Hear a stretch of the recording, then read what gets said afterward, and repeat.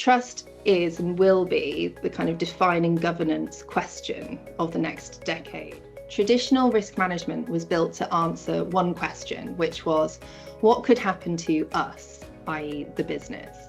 Whereas trust and safety generally exists to answer a different question, which is what could happen to them, i.e. dealing with so many different stakeholders, and you have to talk their language, because if you don't, that's a risk within itself if the board doesn't understand what you're trying to say. Regulation converts harm to them into risk to us. The organisations that will win the next decade will be the ones that really treat trust as infrastructure, a genuine driver of value and growth. Welcome to the Spotlight on Women in GRC podcast, a podcast series created to continue the conversations sparked by the Women in GRC Awards and carry those insights beyond the event. Backed by key sponsor, CoreStream GRC, the series shines a light on the women shaping governance, risk and compliance, exploring their backgrounds, experiences and perspectives on what's changing across the industry. I'm your host, Lucy Montague, and today I'm joined by Sophie. Hello, Sophie. Hi, thanks so much for having me. It's so good for you to be here. You are our first trust leader, so this should be a really interesting conversation. Really looking forward to it. Good. Could you start by just introducing yourself to our audience and talking a little bit about your current role and your career background? Sure. So I'm Sophie Walsh. I lead trust, integrity and compliance at a global fashion marketplace. And my work sits right where digital regulation, ethics and compliance meet, which these days is a really busy intersection. So my journey there has taken me from international NGOs to national social care charities to global e-commerce platforms. Some very different worlds within those, but honestly the same job throughout. So helping organisations to do the right thing in the right way so that they can earn the trust of the people that they exist to serve. So the settings have changed, but really who I was working for never did. And along the way, I've been able to build and lead some really brilliant teams. And that constant through it all has really been one simple question for me, which I've never really let go of, which is when a system fails, who bears the cost? And did they ever really have a say? And that question works just as well in a social care charity as it does on a digital platform. And that's a human rights lens that I really try to apply to my work and to managing risk in whatever organisation I work for. And that's kind of left me convinced that the organisations that will win the next decade will be the ones that really treat trust as infrastructure, a genuine driver of value and growth, and not just a PR exercise, as sadly it can be for some.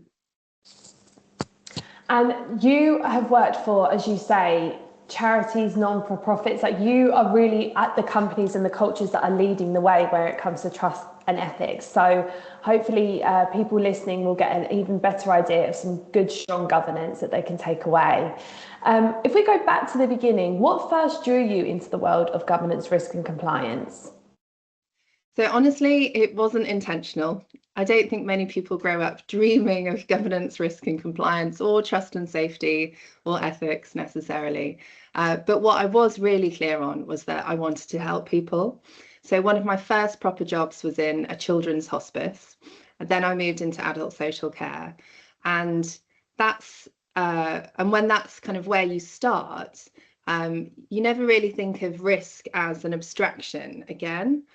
Because you're working with people on the front line who are experiencing lots of risk in everyday life. And so that question I mentioned earlier about who bears the cost when a system fails, I didn't become interested in that question through trying to apply a framework within a corporate setting. I got it from watching what happens to families when system fails them. And so from those charity roles, I moved into project management, which taught me really how organisations can actually get things done. And somewhere along the way, I realised that I cared less about whether we could deliver something, because often you absolutely can. and more about whether we should and whether it was the right thing to be doing. And so a piece of risk consulting for a digital platform that I did turned that instinct into my first, I guess, formal GRC role.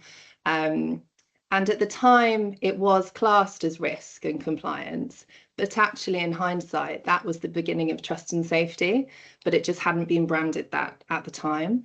And I've been in that field ever since, really, crossing between the not-for-profit and the for-profit worlds in both directions along the way. And that work has been recognisably the same on either side of that. So no, there wasn't any grand plan, but looking back, it wasn't completely accidental either, I'd say. I just kept following the same question and the same want to try and help others. And governance, risk and compliance or trust and ethics kind of turned out to be where I was able to do that and help people. So for me, I think governance, risk, compliance, ethics, trust and safety, all of those similar overlapping areas, they're all ways that you can help others at scale. What's so great to hear is that you're someone who's clearly very kind of mission and purpose led in both your personal and professional life. And Gen Z, the youngest generation currently in the workplace, are also looking for sort of purpose-driven work. So this is a great opportunity to recruit the next generation into governance, risk and compliance with use cases like yours. It's great. If we then talk about trust in the sort of definition of risk, because for some people who are in the more traditionally corporate project-led risk management, as opposed to, as you say, dealing with the human beings on the front end and what's happening there, you've worked at sort of the intersection of technology, human rights and risk. How do you define trust in an organisation, and why should boards be paying more attention to it? Yeah, I think it's a really good question because it can feel very esoteric for many. So the way that I think about trust is in layers. So kind of 3 external and maybe 1 internal that underpins them all. So the first is trust from your users or your customers. So consent-based trust. They opted in, or they clicked accept, they made an account, or they handed over their data expecting something in return. And then you can potentially lose that trust by betraying what they expect to be an explicit bargain. So you said that you'd protect their data, or you said you'd use it in a certain way, but for whatever reason, you didn't. And then the second layer of trust for me is around the trust that an organisation has with its regulators, so accountability-based trust. So regulators don't need to like you, they need to be able to verify you. So it's trust between regulators isn't lost necessarily through wrongdoing, but rather through an inability to evidence your controls on demand. And I think that's where most GRC functions live day to day. And that's why we care so much about documentation and governance. And you'll constantly be hearing people in GRCs kind of encouraging others to document things so thoroughly, because regulators will need that, and that will enable you to build trust with regulators. And then the third layer of trust for me is the one that I probably care most about, which comes from the human rights lens I bring to this work, which I think is maybe not as common as other areas in GRC, but it's trust from the people affected by your technology who never necessarily signed up for it or proactively opted into it. So the person whose face is in a facial recognition training set, for example, or the gig worker that's managed by an algorithm that they can't see or appeal, or the community affected by a supply chain decision made in a boardroom that they'll never enter into. So no bargain for them, no kind of click through was done. They don't have a seat at the table, and yet your risk decisions land on them anyway. And the key insight is that consent isn't necessarily the same as legitimacy. So you can be fully compliant with every user and every regulator, but still be operating on borrowed trust from people who never had the option to withhold it. So I think there's a responsibility on companies to think really carefully about that layer in particular. And then there's the internal layer of trust. So your own people, the ones executing the policy, for example, or those who see the gap between the business's stated values and the operational reality before anyone else does. And in some way, I think everything else rests on this layer, because if you lose your employees' trust, then you lose your team that delivers for everybody else. And then consequently, you'll lose your users or your customers' trust. So I think it's exactly why boards should be paying attention. It's starting there with that internal layer. But also, I think a board only ever sees what travels up to it. And in a low trust organisation, bad news doesn't tend to travel very far. So the board's own picture of the company can depend on the very thing that it isn't necessarily proactively measuring, trust. And then there's accountability. So every major trust failure of the last decade and beyond became a governance failure in hindsight. So, for example, like when the inquiry comes, the first question is never, what did the system do, or what did the system fail at doing? It's, where was the board, and whose decision was that, and who was involved in that decision making, and why did they make that decision? And commercially, I think most of a modern company's value is intangible now, because it's about brand, it's about relationships and about reputation and all of these things, which is so hard to quantify. And trust is really like the load bearing wall under all of those things. And if we thought about this in a more kind of tangible way, if 80% of an organization's assets that were highly valuable were in a physical warehouse, it would be insured, it would be audited, we'd have names against everything, and everybody would know who's accountable for what object or item. But when trust is essentially that 80% of the warehouse contents, in most organizations, nobody necessarily owns it, and it doesn't have the same like names against it, and it's not audited in the same way, which I think is a gap and an opportunity. And so for me, all of these layers of trust really come together in the space of kind of digital regulation, where I think all four of those layers now collide, which I think is why trust is and will be the kind of defining governance question of the next decade for all soon to be successful or currently successful organizations to really truly grapple with. So if there's someone listening who works for an organisation that doesn't have that trust culture that you've just described, or if you were to move into a new company and you were to find out that there wasn't that sort of open communication that you would expect, what would you say is like a quick win or the first step that you would put in place to help breed that kind of trust culture? I think, it depends at what level you're going in, and therefore what level of influence you might have. But at the same time, regardless of that, I think anybody going into an organization can help to encourage and foster a culture of trust by choosing to show up in a certain way. So by choosing to create an inclusive environment and an empowering environment where everybody truly feels like their voice will be heard and is listened to genuinely by those around them. And it starts from those small moments and experiences that every employee within the organisation themselves experiences on a first-hand basis. And from there, people start to feel that there's psychological safety to share things which may not be the best story. It might be a bit of bad news that they know that leadership won't necessarily want to hear, but actually leadership should want to hear it, because you can't do anything about something unless you know about it. And so hopefully just by fostering a sense of psychological safety, you begin to encourage transparent and honest conversations. And from there, you can start to take action to improve things that need to be improved, which hopefully will have a kind of cumulative snowball effect on a culture of trust. Setting that good example and showing that when you do come forward with something, you're not going to be punished, you could actually be rewarded. Yeah, very good. Trust and safety is often seen as separate from traditional risk management. Do you think the worlds are converging for a more traditional enterprise risk management professional? So honestly, I don't think they are converging particularly effectively yet. And I say that as someone who's kind of spent her career moving between those two worlds. So I'd put it this way: I think they're converging in necessity, but not necessarily yet fully in reality in an effective way.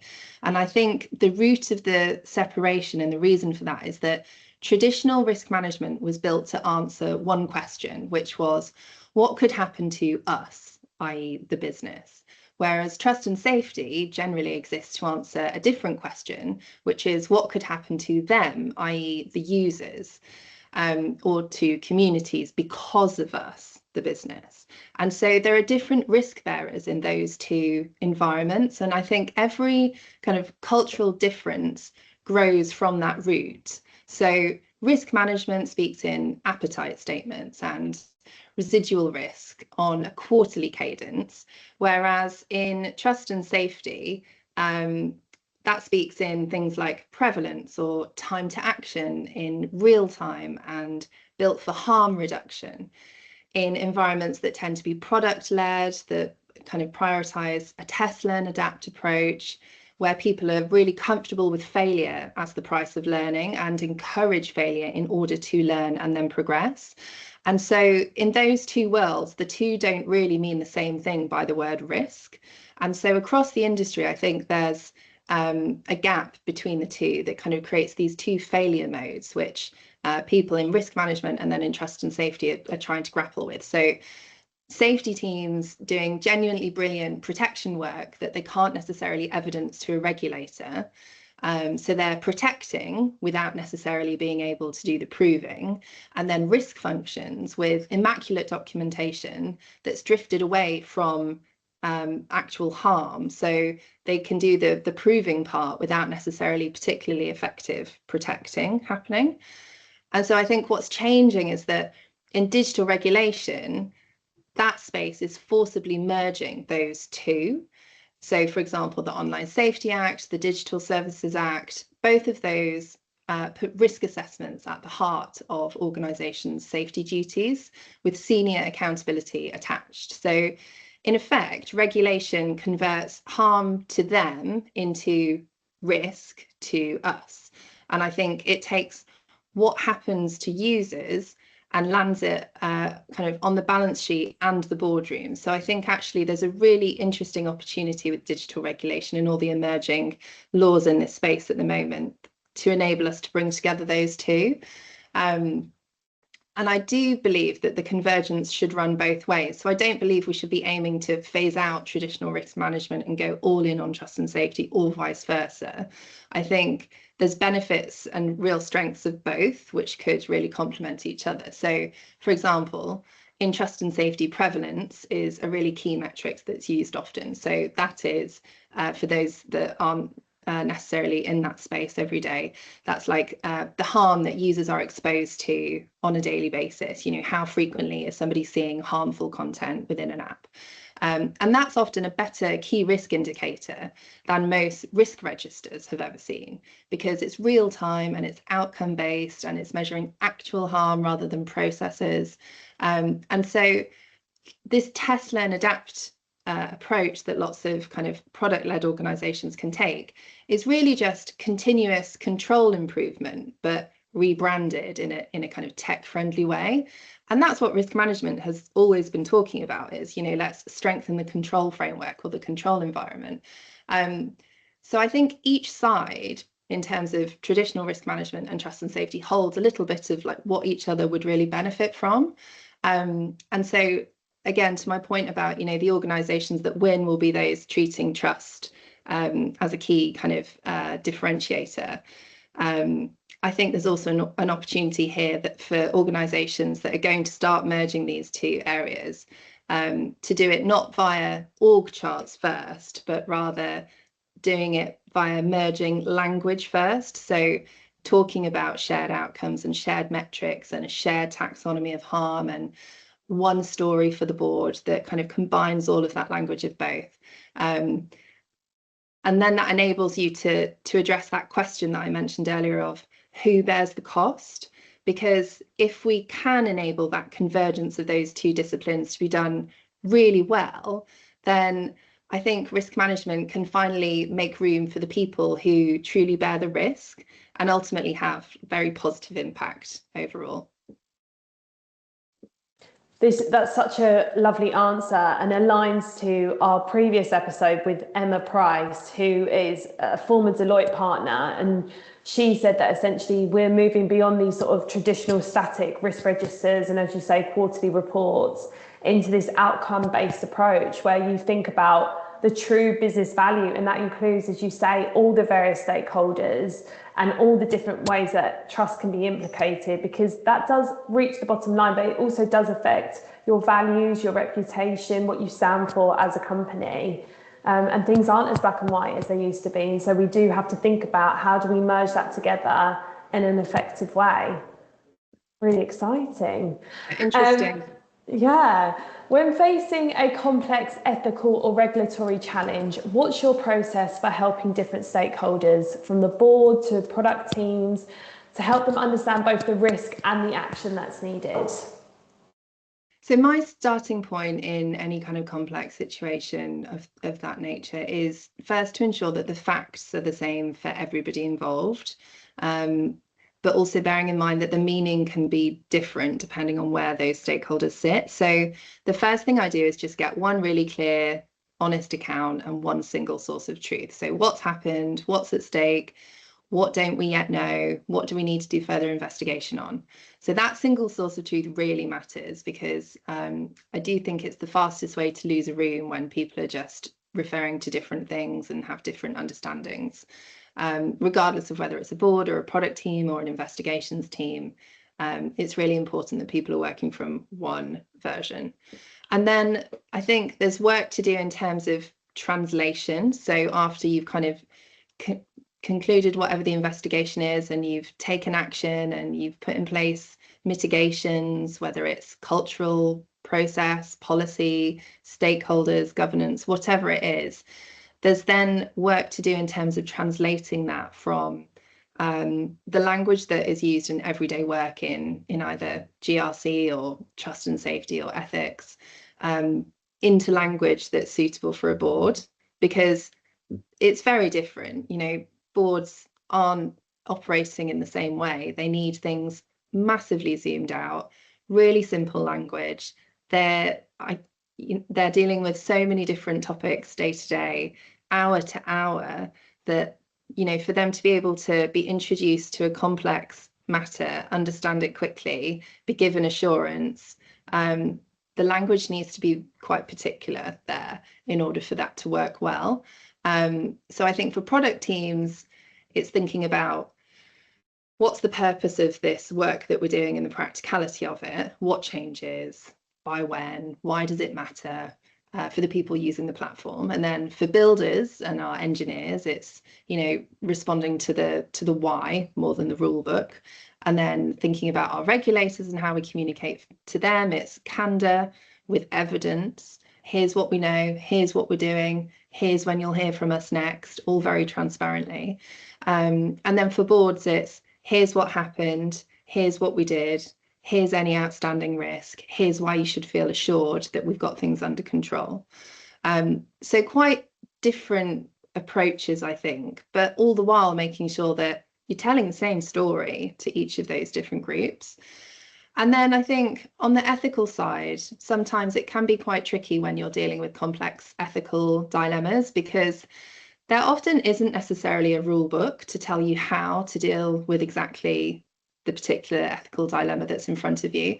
So I think the question that I find helpful when managing these is, who bears the risk if we get this wrong? Again, just going right to the root of who do we need to put in place protections for here, and have they had any say? And if not, how can we understand what they would think or feel or say? Is there a way for us to get that from them firsthand, or do we need to gather some evidence via third parties to understand that what we're thinking of putting in place for them is the right thing? And I'll be honest, I don't do any of this alone. I have an amazing team and have had amazing teams that I trust deeply. And so my job is to kind of set the frame and set the standard of candor and make sure that every audience hears the same truth in their own language, and then give my team the room to run and do what they need to do in order for us to conclude these matters. So in those moments, my leadership is less about having every answer to everything and more about making sure that nobody's guessing, and that we're thorough in our investigations and our documentation, and we're transparent but tailored in our communication to our stakeholders. And what you've just listed there are so many kind of key soft skills that people might not necessarily consider when they're thinking about GRC. So adaptability, communication, emotional intelligence, teamwork. And that's what just makes it so interesting. As you say, you're dealing with so many different stakeholders and you have to talk their language, because if you don't, that's a risk within itself if the board doesn't understand what you're trying to say. Moving into kind of you personally, Sophie, so you're talking there about how you leverage your team and you're the kind of leader in this specific role. Throughout your career, have you personally experienced any kind of barriers or biases, and how did you go about navigating them? Yes, I mean, I think like most women, not just in this field, but in work, I've had my share, some structural, some more subtle. Early on, I decided those moments weren't going to define my career. And instead, I really tried to take some big learning moments from them. And so therefore, the thing that I took was that what I learned would be very defining for me and would help me to shape my own leadership in my career. So there are two kind of things that throughout those moments I've kind of taken and carried through with me. So the first is a Shirley Chisholm line that I love, which is, if they don't give you a seat at the table, bring a folding chair. And for me, that's not about waiting for permission. It's about contributing and being visible before the invitation necessarily arrives. And it's shaped how I lead now, because I think a leader's job is to build a room where nobody needs to bring their own chair. You know, if you're on your way up and you're not seeing that yet, then bring the folding chair, and remember what it felt like as well. So you build differently when it's your turn to lead. And then the second is self-advocacy. So this is one which I've come to see as a career-long journey rather than a skill that you master at any one particular time. And I think understanding your worth and speaking up when it may feel uncomfortable is something that's really important, and understanding that nobody can really make your case quite like you can is also, I think, a valuable lesson to internalize, because I think once you realize that, you start feeling a bit more willing to make your own case in a way that perhaps you wouldn't necessarily have previously. But I'd add, it's definitely not something that you do entirely alone. So I think part of this is finding sponsors, for example, who'll say your name in rooms when you're not in them. And also, importantly, being that person for others and really, you know, championing the excellent talent around you and making sure that you're stewarding and helping and guiding and coaching and mentoring, like wherever you can, where it's welcomed. And also, I think it's important to say that I don't think speaking up does always change things. And earlier in my career, I think I learned that choosing where to invest your energy is also a form of self-advocacy. And so what I'd say now is kind of make those decisions from a sense of your own worth, never from a sense of defeat, and always aim to leave a room better and warmer than when you found it, because the people in it will very probably be your colleagues, clients and friends for the rest of your career, because it is a small world. And I'm forever surprised at how much I keep re-meeting people who I've not seen in a really long time who are in the space still. So yeah, a couple of learnings from those moments for me. I love that. And the folding chair is definitely going to stay with me. How has your career shaped who you are outside of work? I think for me, I've had the opportunity to learn some habits which have helped me in my life outside of work. So For example, I'm the person that friends will forward dodgy text to and say, is this a scam? And I'll be the one to like read terms and conditions in the way that other people will read menus. So there are a couple of occupational hazards that I think stay with you when you're in the GRC or trust and safety or ethics space. But the funny thing is, I think most people assume that working in fields such as risk has made me trust less and be more risk adverse, which just really isn't the case.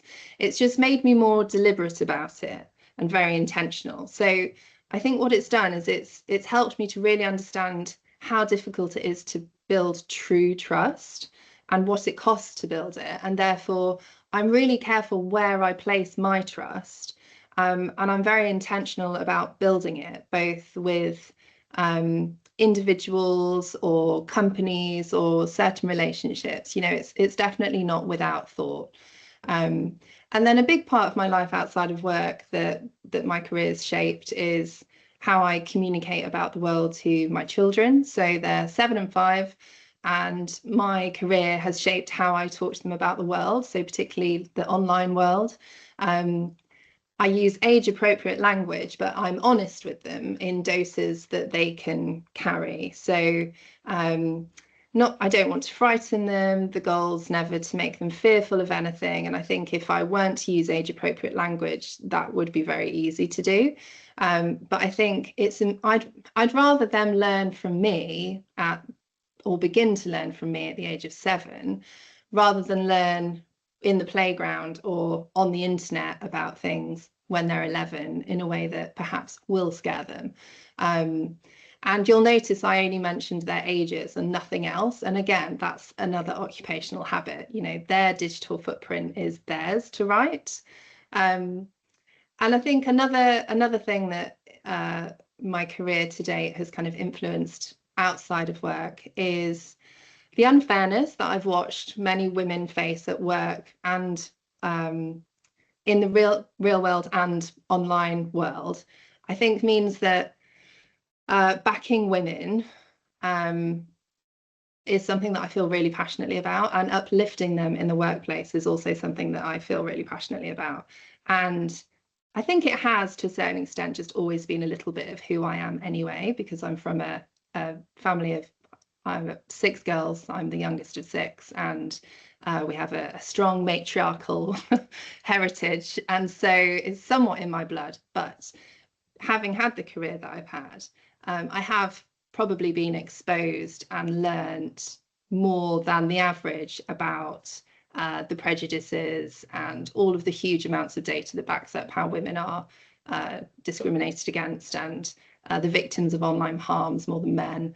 So I do think that it's kind of given me a little bit more of a push every day to fight that fight.